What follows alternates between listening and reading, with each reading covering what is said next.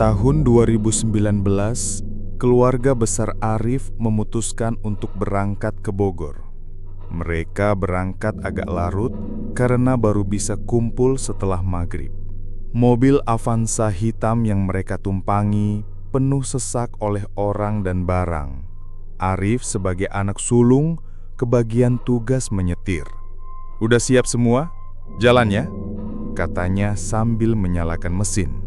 Perjalanan malam itu terasa aneh sejak awal.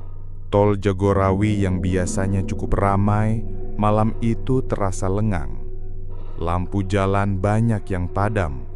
Asap tipis seperti kabut mulai turun. Sementara di dalam mobil, suasana sepi hanya diisi dengan bisik-bisik kecil antar penumpang. Jalan tol yang gelap. Arif berusaha fokus. Namun semakin jauh masuk ke tol, semakin pekat kegelapan menyelimuti. Sinar lampu mobil hanya mampu menembus beberapa meter ke depan. Sesekali ia melihat bayangan seperti orang menyeberang, tapi hilang dalam sekejap. "Mas, tadi ada orang menyeberang ya?" tanya adiknya dari jok tengah. "Mana ada, kamu jangan ngawur ah," jawab Arif, meski hatinya ikut tidak tenang. Sekolah terbengkalai. Beberapa kilometer kemudian mereka melewati bangunan besar di tepi jalan. Dari jauh terlihat seperti sekolah. Catnya pudar, kaca-kaca jendela pecah, sebagian ruangan gelap gulita. Namun anehnya, ada beberapa lampu kelas menyala. Itu bukan sekolah. Kok ada yang nyala jam segini?" Paling sekolah masih aktif. Tapi kok kayak terbengkalai ya?" Semua yang di mobil merasakan firasat tidak enak. Namun perjalanan harus tetap dilanjutkan. Sepupu mulai ganjil. Di tengah perjalanan, Faisal, sepupu mereka yang baru berusia 15 tahun, tiba-tiba mulai bertingkah aneh. Ia yang biasanya cerewet, malam itu diam saja. Tatapannya kosong menembus jendela. "Tante, aku mau makan telur setengah matang," gumamnya tiba-tiba. "Loh, di mobil mana ada telur setengah matang, Sal?" jawab ibunya heran. "Kalau nggak ada, ayam mentah juga boleh, sama kopi hitam, kasih garam." Semua langsung saling pandang. Arif merinding. Permintaan itu bukan hanya aneh, tapi mustahil dipenuhi di perjalanan malam seperti itu. "Sal, kamu kenapa sih? Bercanda ya?" tegur kakaknya. Namun Faisal hanya menoleh perlahan, matanya sayu, wajahnya pucat. "Kasih aku rokok jarum coklat." Suasana makin aneh. Semakin lama Faisal makin tidak wajar. Kadang ia bengong menatap kosong, kadang tertawa kecil sendiri. Saat ditanya ia diam. Suasana di dalam mobil menjadi tegang. "Udahlah, nanti juga sembuh kalau udah sampai rumah," kata ibu Arif mencoba menenangkan. Namun Arif sendiri merasa ada sesuatu yang mengikuti mereka. Setiap kali melihat kaca spion, ia merasa ada sosok lain duduk di kursi belakang, meski jelas semua sudah terhitung. Firasat gelap. Ketika mobil melewati sekolah yang tadi, udara di dalam mobil tiba-tiba berubah. Dari hangat menjadi dingin menggigil, lalu mendadak panas. Bulu kuduk semua berdiri. "Astagfirullah," bisik Arif. Lampu depan mobil tiba-tiba redup lalu mati sesaat. Mesin tetap hidup, tapi pandangan hanya gelap total. Saat lampu kembali menyala, sekelebat terlihat seorang perempuan berdiri di pinggir jalan. Rambut panjang, wajah pucat, tatapan kosong. Mas, itu apa barusan?" teriak adiknya. "Diam, jangan ada yang ngomong," bentak Arif panik. Tubuh Faisal membeku. Tak lama kemudian Faisal mendadak kaku. Tubuhnya menegang, tangannya mengepal, matanya merah menyala. Wajahnya semakin pucat, kulitnya dingin seperti es. "Ya Allah, ini kenapa anakku?" Ibunya menangis. Faisal tidak bisa digerakkan. Bibirnya bergetar, mengeluarkan suara lirih seperti desisan. Mobil terus melaju dalam kepanikan. Arif hanya bisa mempercepat laju, berharap segera keluar dari tol itu. Namun suasana semakin mencekam. Udara dalam mobil penuh rasa sesak, seperti ada sesuatu yang duduk bersama mereka. Mobil terus melaju menembus malam, tapi keadaan Faisal semakin mengkhawatirkan. Tubuhnya kaku seperti kayu, wajah pucat, dan matanya merah menyala. Setiap kali mobil melewati pepohonan gelap di pinggir tol, ia seperti makin memberontak. "Astagfirullah, ini anak kenapa?" tangis ibunya tak henti-henti. "Bu, tahan dulu, sebentar lagi kita keluar tol," jawab Arif dengan suara gemetar. Di kursi belakang, Faisal mendengus keras. Nafasnya berat, dada naik turun. Suaranya bercampur desisan. Lalu tiba-tiba, ia tertawa kecil. "Hihihi." Suara itu terdengar bukan seperti suara seorang anak, melainkan suara perempuan parau. Semua di dalam mobil langsung pucat, memanggil pertolongan. Begitu sampai rumah keluarga di Bogor, Faisal segera dibaringkan di ruang tengah. Keluarga panik dan segera memanggil Ustadz Rahman, seorang tokoh agama yang tinggal tak jauh dari situ. Saat Ustadz datang, Faisal masih kaku, matanya menatap kosong ke langit-langit. Wajahnya tampak makin asing. "Bismillahirrahmanirrahim. Coba kita lihat dulu. Insya Allah, Allah beri jalan," ujar Ustadz sambil menaruh tangannya di kening Faisal. Begitu ayat kursi dilantunkan, tubuh Faisal langsung bergetar keras. Tangannya menghantam udara, kakinya menendang-nendang. Dari mulutnya keluar suara melengking, kadang tawa, kadang tangisan. "Pergi kalian, ini tubuhku." Semua yang hadir terkejut. Ibunya langsung memegangi kaki Faisal, sementara paman-pamannya menahan tangannya. Perlawanan gaib.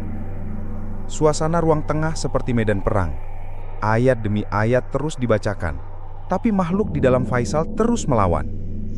"Kenapa kau ganggu anak ini?" tanya Ustadz dengan suara tegas. Dia masuk ke tempat kami. Dia berisik. Dia injak tanah kami," jawab suara itu melalui tubuh Faisal, serak dan menyeramkan. Arif yang duduk di pojok merinding. Ingatannya langsung kembali ke sekolah terbengkalai di tol Jagorawi. Jangan-jangan disitulah awal semuanya. Tubuh Faisal lalu terangkat sedikit, seperti ada tenaga luar biasa yang mendorongnya. Matanya melotot, urat-urat lehernya menegang. Ustadz semakin keras membacakan ayat kursi, surat Al-Ikhlas, dan Al-Baqarah. Perlahan, Faisal berteriak panjang, lalu jatuh lemas. Ketenangan sementara. Sekitar 1 jam penuh pertarungan, akhirnya Faisal tampak lebih tenang. Nafasnya teratur, wajahnya kembali normal, meski masih pucat. Alhamdulillah, sementara sudah keluar, tapi ingat, ini baru sementara. Kalau tidak segera ditangani lebih dalam, bisa masuk lagi, jelas Ustadz. Keluarga menghela nafas lega, meski bayang-bayang ketakutan masih menyelimuti. Namun ketenangan itu hanya bertahan beberapa hari. Roh masuk lagi. Minggu berikutnya, saat keluarga merasa semuanya sudah kembali normal, Faisal tiba-tiba kembali bertingkah aneh. Kali ini lebih parah. Ia menolak pulang, sering bengong di halaman, kadang tertawa sendiri, kadang menangis tanpa alasan. Suatu malam, tubuhnya kembali kaku. Namun kali ini Ustadz Rahman sedang tidak bisa dihubungi. "Gimana ini mas? Faisal kayaknya kerasukan lagi," panik Arif. Saat itulah tetangga mereka, Mbak Winnie, datang. Ia dikenal sebagai orang yang bisa jadi medium. Dengan wajah tenang, ia meminta keluarga tidak panik. "Biar saya coba bantu dulu. Pegang Faisal baik-baik." Mbak Winnie duduk bersila, menutup mata, lalu menarik nafas panjang. Tak lama kemudian, tubuhnya bergetar, suaranya berubah, lebih berat dan dalam. "Kalian, mengapa berisik di tempat kami?" Semua yang hadir terdiam. Suara itu bukan suara Winnie. Jelas sekali ada roh yang bicara lewat dirinya. Kami tidak tahu. Tempat apa itu? Tanya Arif gemetar. Itu tanah terlarang, dekat sekolah di pinggir tol. Musik kalian keras, mengusik kami. Keluarga saling pandang. Benar saja, malam itu di dalam mobil, adik Arif sempat menyalakan musik keras untuk mengusir rasa sepi. Rupanya itu yang jadi awal masalah. Kalau begitu, apa yang harus kami lakukan? Suara Ibu Faisal memohon. Jangan pernah berisik di jalan itu. Hormati kami. Kalau tidak, kalian akan kami ambil. Suasana makin mencekam. Permintaan sajen. Sebelum roh itu pergi, melalui mulut Winnie terdengar pesan terakhir. Letakkan sajen di pinggir tol, sesaji untuk penunggu jalan. Jika tidak, kalian akan terus diganggu. Setelah itu Winnie terjatuh lemas. Roh itu meninggalkan tubuhnya. Keluarga hanya bisa terdiam. Bagaimana mungkin mereka harus menaruh sajen di tol Jagorawi? Arif merasakan bulu kuduknya berdiri. Malam itu, ia sadar bahwa masalah ini belum selesai. Gangguan itu baru saja dimulai. Malam itu, rumah keluarga Arif masih terasa dingin, meski jam sudah lewat tengah malam. Faisal terbaring di kasur ruang tengah. Wajahnya pucat, bibirnya membiru, tubuhnya kadang kaku, kadang menggigil. Mas, apa kita harus beneran nurutin permintaan mereka? Kasih sajen di tol? Tanya adik Arif dengan suara gemetar. Arif menghela napas panjang. Kita nggak bisa sembarangan begitu. Jalan tol itu bukan tanah kosong. Gimana mau naruh sajen di sana? Ibunya duduk di samping Faisal, mengusap kening anaknya dengan handuk basah. Ibu pasrah saja, Mas. Kalau ini memang jalan satu-satunya, gimana lagi? Faisal tiba-tiba membuka mata. Tatapannya kosong. Bola matanya merah seperti darah. Tubuhnya dingin bukan main. Bahkan saat disentuh terasa seperti es batu. Nafasnya berat, sesekali seperti terhenti. Ya Allah, Sal, nak, sadar nak. Ibunya menangis. Faisal lalu tersenyum kecil, namun senyum itu bukan senyum anak remaja. Lebih mirip seringai. Dari mulutnya keluar suara parau. Kalian belum menepati janji. Kami akan ambil dia. Semua orang langsung panik. Arif menahan pundak Faisal agar tidak bangun. Tapi tenaga dari tubuh itu luar biasa. Seperti ada sesuatu yang mendorong dari dalam. Kembali panggil Ustadz. Kali ini mereka berhasil memanggil Ustadz Rahman lagi. Begitu masuk, Ustadz langsung merasakan hawa panas menusuk. Bismillah, memang sudah masuk lagi. Ustadz memulai bacaan doa. Faisal menjerit, tubuhnya melawan. Matanya memutar ke belakang, hanya terlihat putih. Kami tidak akan pergi, ini tubuh milik kami. Teriaknya dengan suara yang terdengar seperti banyak orang berbicara sekaligus. Ayat demi ayat dilantunkan, namun kali ini perlawanan lebih keras.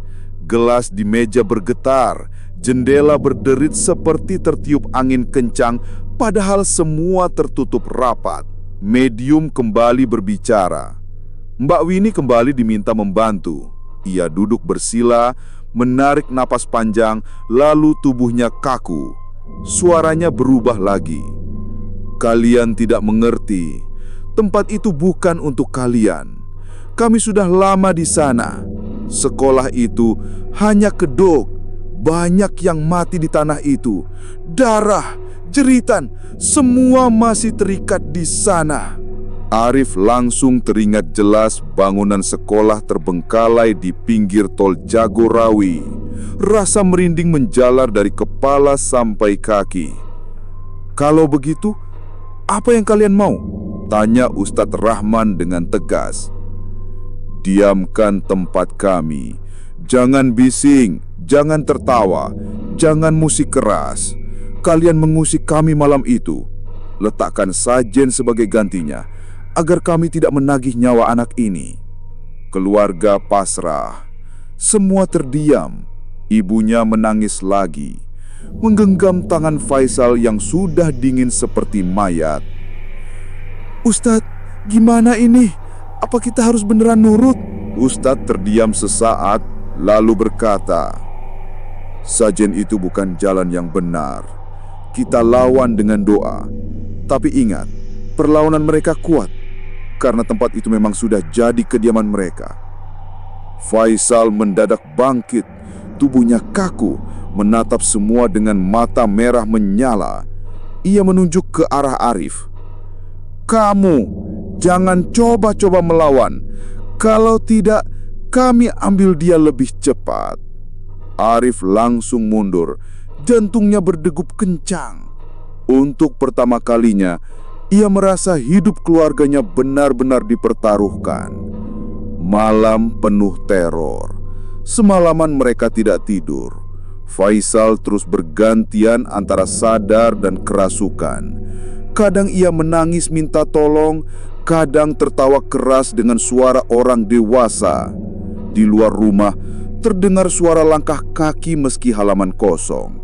Sesekali terdengar suara ketukan di jendela, padahal semua lampu menyala terang. "Mas, jangan-jangan mereka udah ngikut sampai rumah," bisik adiknya dengan wajah pucat. Arif hanya bisa mengangguk. Ia tahu sejak malam di tol Jagorawi, mereka tidak lagi sendirian. Ancaman nyawa. Menjelang subuh, Faisal tiba-tiba berhenti bergerak. Tubuhnya terkulai lemas, bibirnya membiru, nafasnya nyaris tak ada. "Ya Allah, jangan ambil anak saya!" Ibunya berteriak histeris. Ustadz cepat-cepat menempelkan tangan di dada Faisal, melantunkan doa. Perlahan, anak itu kembali menarik nafas, meski masih lemah. "Tolong jaga anak ini. Mereka serius ingin mengambilnya. Jangan biarkan dia sendirian, bahkan sekejap pun," pesan Ustadz dengan wajah serius. Semua terdiam. Malam itu, mereka sadar bahwa pertarungan belum selesai. Makhluk dari jalan tol itu belum menyerah. Pagi itu, rumah keluarga Arif masih terasa berat. Wajah Faisal pucat, tubuhnya lemas, dan matanya masih sembab setelah semalaman berjuang. Keluarga tak ada yang tidur. Semua berjaga, takut kalau roh itu kembali masuk. Arif duduk di teras sambil memandangi jalan yang mulai ramai. Udara pagi yang biasanya menenangkan, kini terasa dingin menusuk. Ia tahu, pertempuran mereka belum selesai. Kembali dikuasai. Sekitar pukul 9 pagi, Mbak Winnie datang lagi. Katanya ia masih merasa ada sesuatu yang belum selesai. Kalau dibiarkan, mereka bisa benar-benar ambil Faisal, katanya dengan nada serius. Ia lalu duduk sersila di ruang tengah. Seperti sebelumnya, tubuhnya bergetar, nafasnya berat, lalu suaranya berubah. Kali ini lebih jelas, lebih menyeramkan. "Kalian tidak menepati janji, kami akan menagih." Suara itu bergema, membuat bulu kuduk semua berdiri. Ustadz Rahman yang kembali hadir langsung bertanya, "Kenapa harus anak ini? Apa salahnya dia?" Sosok itu menjawab, "Dia ada di tempat kami. Dia mendengar suara kami. Dia ikut menertawakan kami dengan musik keras kalian. Dia yang pertama kali kami lihat." Arif terdiam. Bengar, malam itu Faisal yang pertama kali bersuara keras di mobil saat musik diputar. Rupanya itu yang membuatnya jadi sasaran. Permintaan sajen yang mustahil. "Kalau begitu, apa maumu sebenarnya?" tanya Ustadz. "Letakkan sesaji di pinggir tol, di dekat sekolah itu, biar kami tenang. biar kami tidak ambil anak ini." Keluarga langsung terdiam. Bagaimana mungkin mereka harus menaruh sesaji di Tol Jagorawi, jalan raya yang dijaga ketat? Ibunya menangis. "Kami tidak bisa lakukan itu. Tolong lepaskan anak saya." Suara itu tertawa panjang. "Kalau tidak, kalian semua akan kami ikuti, satu persatu." Rahasia sekolah terbengkalai. Sebelum roh itu pergi, Mbak Winnie sempat berucap dengan suara berat. Sekolah itu bukan sekedar sekolah. Di bawah tanahnya ada banyak tubuh, korban kecelakaan, korban pembangunan jalan. Semua kami simpan di sana. Itulah tanah kami. Semua merinding mendengarnya. Arif hampir tak percaya, tapi ucapan itu terasa nyata, bagai membuka tabir rahasia kelam yang selama ini tersembunyi di balik jalan tol. Faisal hampir diambil lagi. Tiba-tiba, Faisal melompat dari kasur, seperti dilempar sesuatu.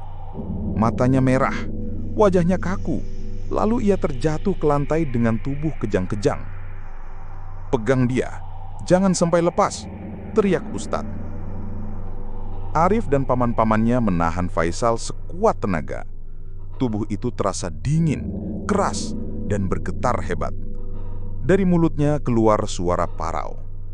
"Bawa dia sekarang, ini milik kami."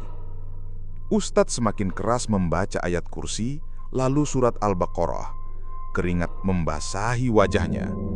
Suasana ruang tengah panas, pengap, dan seperti penuh asap. Setelah hampir setengah jam, tubuh Faisal akhirnya terkulai lemas. Nafasnya kembali normal. Roh itu pergi meski jelas belum benar-benar menyerah. Keluarga pasrah. Setelah kejadian itu, keluarga benar-benar tidak berani lagi melawan dengan keras. Mereka tahu, roh penunggu jalan tol Jagorawi bukan main-main. "Kami hanya bisa pasrah pada Allah. Jangan dituruti permintaan mereka. Tapi jangan pula lengah, perbanyak doa, perbanyak zikir. Jaga anak ini terus," pesan Ustadz. Keluarga mengikuti. Malam-malam berikutnya tetap dihantui ketakutan. Tapi sedikit demi sedikit Faisal mulai membaik.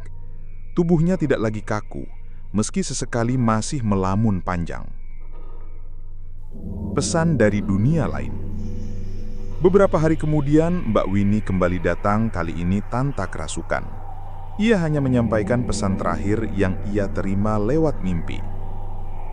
Mereka bilang, "Jangan sembarangan berisik di jalan itu, jangan menyalakan musik keras, jangan tertawa seenaknya. Banyak penunggu di sana, dan mereka minta dihargai." Arif hanya bisa mengangguk. Ia tidak tahu apakah pesan itu harus dipercaya sepenuhnya, tapi ia tak lagi bisa meremehkan. Meyakini dua dunia. Sejak malam kelam itu, hidup keluarga Arif tidak pernah sama lagi. Mereka percaya sepenuhnya bahwa dunia ini bukan hanya dunia nyata, tapi juga ada dunia lain yang berdampingan. Faisal perlahan pulih, meski masih sering merasa diawasi. Kadang ia mengaku mendengar bisikan di telinganya saat malam tiba. Namun satu hal yang selalu mereka ingat, jangan pernah sembarangan di jalan tol Jagorawi, terutama di dekat sekolah terbengkalai itu. Karena siapapun yang mengganggu, bisa jadi akan diganggu balik, bahkan sampai nyawanya dipertaruhkan. Malam itu, keluarga Arif akhirnya bisa bernapas lega. Faisal kembali normal, meski kenangan horor di tol Jagorawi dan sekolah terbengkalai masih menghantui setiap langkah mereka. Mereka sadar, dunia ini tidak hanya tentang yang terlihat, tapi ada makhluk dan penunggu yang selalu mengawasi, terutama di tempat-tempat yang dianggap terlarang. Perjalanan mereka bukan sekedar cerita seram, tapi pelajaran hidup. Hormati wilayah orang lain, jangan sembarangan berisik, dan selalu percaya bahwa doa bisa menjadi pelindung terkuat. Meski kini aman, keluarga Arif tidak pernah melupakan malam-malam mencekam itu. Mereka tahu setiap jalan gelap dan bangunan tua bisa menyimpan rahasia yang tak semua orang siap hadapi. Jika kamu terhibur dan merinding oleh kisah ini, jangan lupa like, komen, dan subscribe channel Abdan Story untuk terus mengikuti cerita horor nyata berikutnya. Tinggalkan juga komentar pengalaman horormu sendiri. Siapa tahu kisahmu akan kami ceritakan di episode berikutnya.